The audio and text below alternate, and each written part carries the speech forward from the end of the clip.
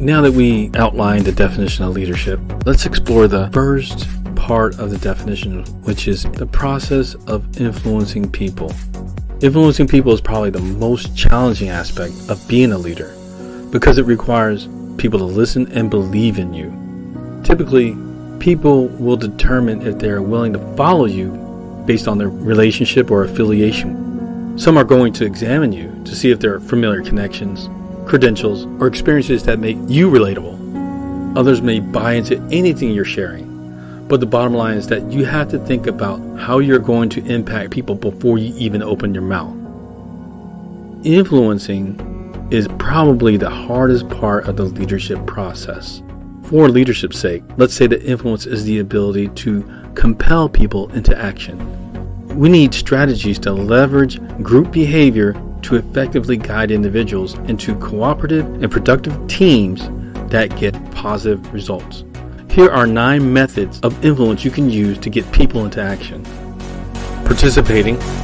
You're in the trenches, you've rolled up your sleeves, and you are helping to accomplish whatever project or mission that you're on. Not only does your team see you working hard, it provides an opportunity to build commitment and trust. Inspirational appeal is the ability to motivate your team by arousing emotion. You have to fire your team up by appealing to their convictions. We often use this method of influence to convey a positive message, inspire an attitude, increase commitment, and improve morale. Apprising is the ability to explain the benefits of an activity to the team. Essentially, we are sharing a capability or a method that can protect or enhance performance. The result may be beneficial to the individual and the organization.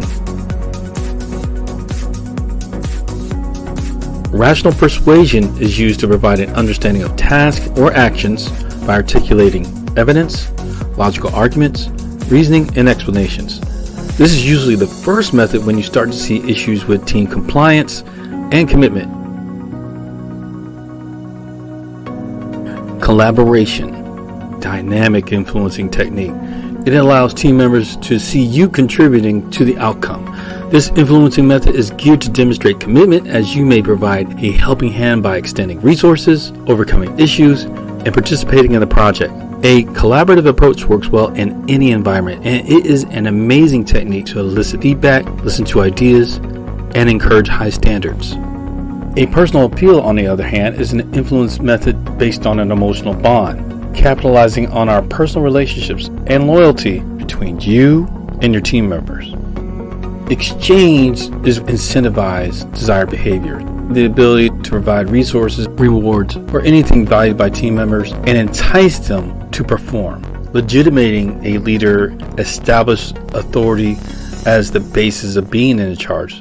Compliance is based on organizational support and the ability to enforce negative consequences. Pressure is specific guidance to enforce compliance to rules, regulations, protocol, deadlines, or instructions. At the same time, your team is aware of adverse actions that will follow if they do not comply. This method is commonly used in times of distress, when time is running out, in heavily regulated environments, and when normal methods have been unsuccessful. That concludes our 9 methods of influence.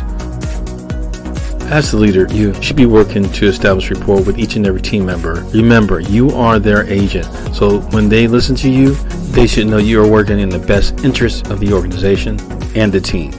So a combination of the methods of influence, your ability to connect, and how you compel people into action will determine how successful you influence your team.